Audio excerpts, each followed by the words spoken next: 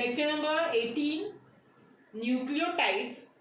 See, when the phosphate group is attached to the nucleoside, the compound formed is called as a nucleotide. In other words, the nucleotide is a phosphate ester of nucleoside and contains of a purine or pyrimidine base and the 5 carbon sugar and one of the phosphate group. So the base plus sugar plus phosphate, it is a nucleotide. Okay, then see, the next is what I have written is the simplified way it can be represented as. It is a 5' it is attached to the phosphate, which is attached to sugar. Sugar is attached to the base. Base is attached to base nahi, the sugar will be attached to phosphate. Phosphate is attached to sugar, and then it is attached at the 3.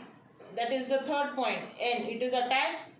So that is the simplified way to represent. And the last part of the lesson is the structure of DNA and RNA. Now see, the two structures, like the very first, the structure of DNA. Just see the structure of DNA. The information regarding the sequence of the nucleotides in the chain of the nucleic acid, it is called as the primary structure. Now,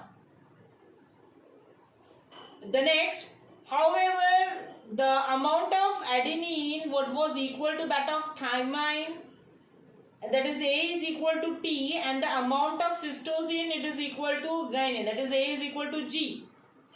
So the 3-dimensional structure of DNA, it was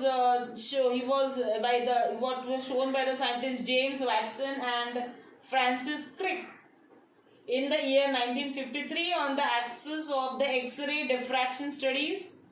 And Watson and Crick, he proposed that DNA polymers consist of the double helical structure.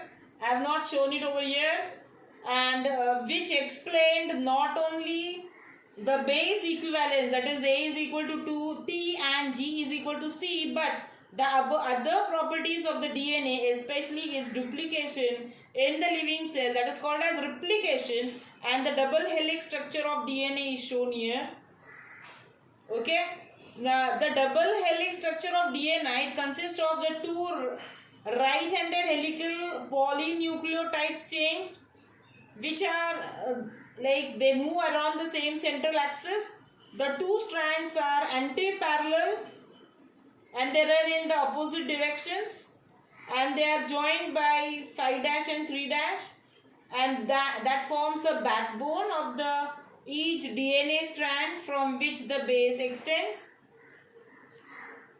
Now it is like a stack of flat plates held together by the two ropes of sugar phosphate polymeric backbone running outside of the stack, and the base thus are the steps of the spiral staircase, and the sugar phosphate framework is the railing. As such, the structure is called as the double helix structure, and the order in which the bases occur, it is called as the base sequence.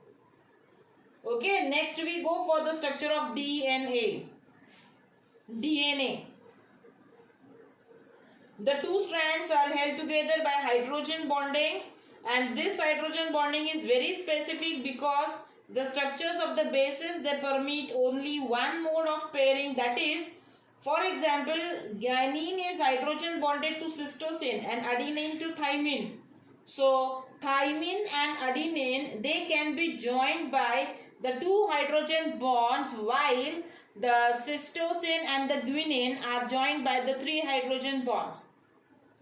And so no other combination of the 4 bases is possible because these do not lead to the strong hydrogen bonds.